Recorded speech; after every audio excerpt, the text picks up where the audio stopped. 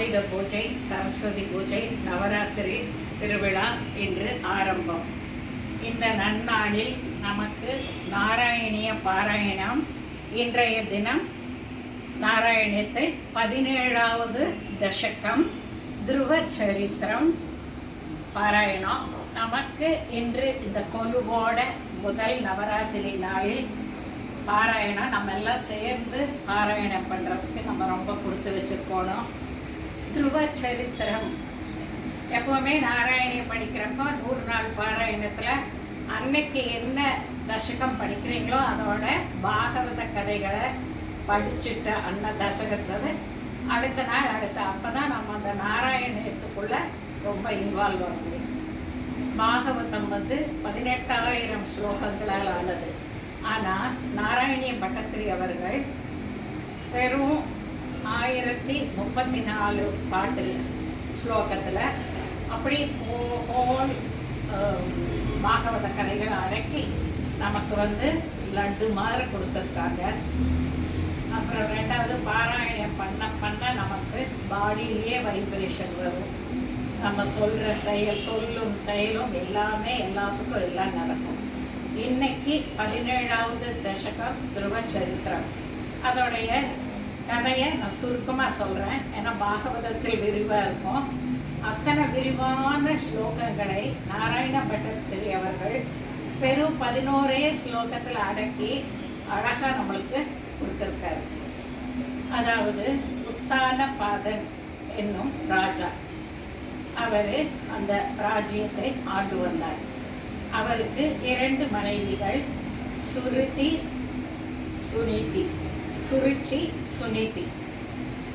முதல் மனைவி சுனிதி, அப்புறம் 2வது மனைவி சுனிதி நல்லவள், சுருச்சி மொத்தம் குடும்பத்தார்.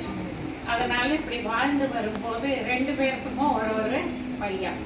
இப்படி வாழ்ந்து வரும்போது இளையாளுடைய அதாவது சுருச்சி ரொம்ப அந்த குழந்தையெல்லாம் ரொம்ப இது பண்ணுறதுனால சுனிதி வெறுத்து போய் அந்த அரண்மனை விட்டு வெளியே போயிடுறான். இப்படி இருக்கும்போது இந்த குழந்தை அங்கே விளையாடிட்டு இருக்குது. ராஜா அப்படி உட்கார்ந்துட்டு இருக்காரு.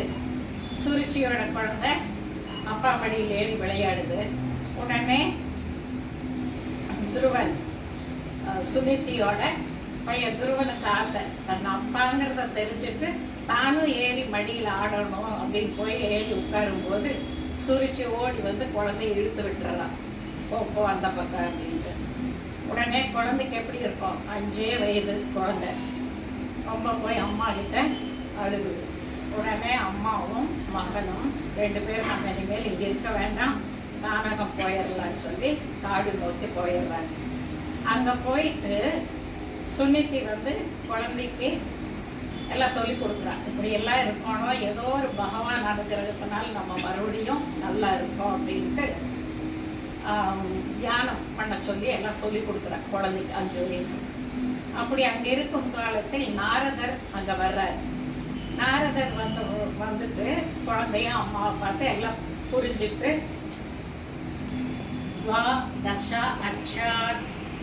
அக்ஷர மந்திரம் 12 அக்ஷர மந்திரத்தை குழந்தைக்கு உபதேசிக்கிறார்.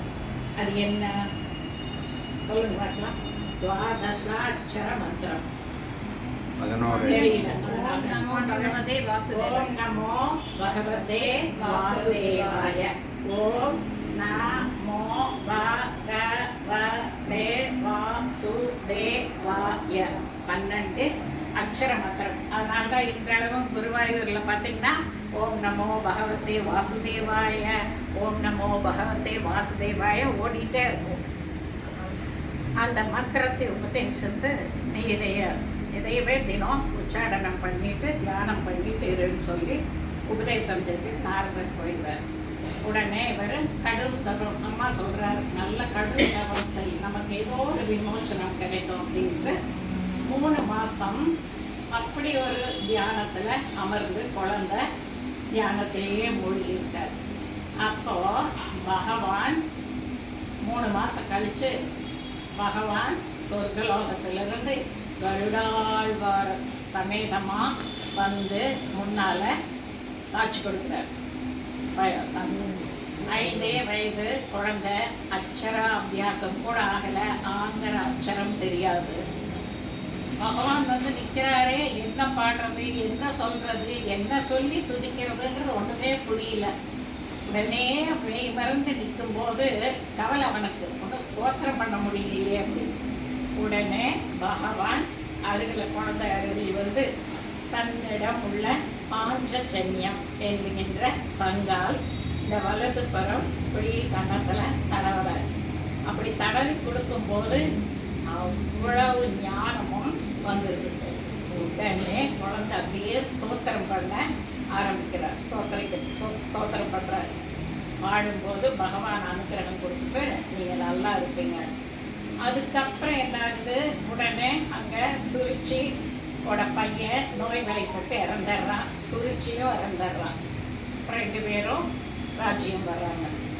அரண்மனைக்கு வந்து 360 வருஷங்கள் அந்த ராஜ்யத்தை அம்மாவும் மகனும் சேர்ந்து அந்த ராஜ்யத்தை நல்லா ஆண்டு கடைசி அந்திம காலம்னு ஒன்று வரும் எல்லாத்துக்குமே.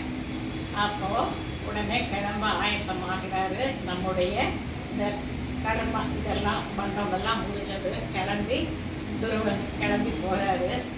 உடனே பாதி தூரம் போனதுக்கப்புறம் அச்சோ நம்ம அம்மாவை விட்டுட்டு வந்த பேர் திரும்பி பார்க்குறாரு.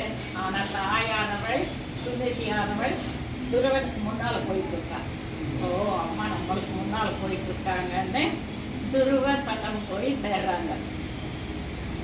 இன்றளவும் துருவன் துருவ நட்சத்திரமாக பதரிகாசிரமத்தில், அங்கே பதறி போனீங்கன்னா அங்கே இருந்து பார்த்தா 7-8 மணிக்கு அந்த துருவ நட்சத்திரமாக இன்றளவும் துருவன் பிரகாசித்து கொண்டிருக்கிற துருவ நட்சத்திரம் தெரியும். பக்கத்தில் தாயாகிய சுனிதி ஒரு நட்சத்திரமாக இந்த உலகத்துக்கே பிரகாசத்தை கொடுத்துட்டு இருப்பார்.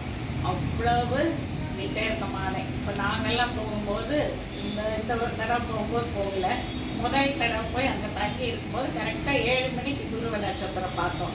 அதனால் எப்போ பத்ரகாசுரம் போனாலும் கண்டிப்பாக அங்கே ஒரு இரவு தங்கணும், துருவனை பார்க்கணும், அவரிடமிருந்து ஆசீர்வாதம் பெற்றுட்டு வரணும்.